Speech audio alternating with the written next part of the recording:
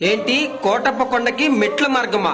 సాక్షాత్తు ఆ శివుడే నడిచిన మార్గం. ఎంతో మంది దేవతలు, మునులు, ఋషులు నడిచారు. అసలు ఇంతకీ ఈ ప్లేస్ ఎక్కడుంది? అదేనండి మన పల్నాడు జిల్లాలో నరసరావుపేటకు పక్కనే ఉన్న కోటప్ప కొండ. ఎప్పుడు ఘాట్ రోడ్ లోనే కాదు, అప్పుడప్పుడు మెట్ల మార్గంలో కూడా వెళ్ళాలి. ముందుగా వినాయకుడి దర్శనం, పక్కనే భక్తుల మొక్కుబడులు, దూరం నుంచి వచ్చే భక్తులకి విశ్రాంతి స్థలాలు, కావలసినంత పార్కింగ్ ఏరియా, గుడికి పక్కనే రాజగోపురం. 1152 సంవత్సరంలో కట్టించిన మెట్లు. మొత్తం టోటల్ 901 మెట్టు.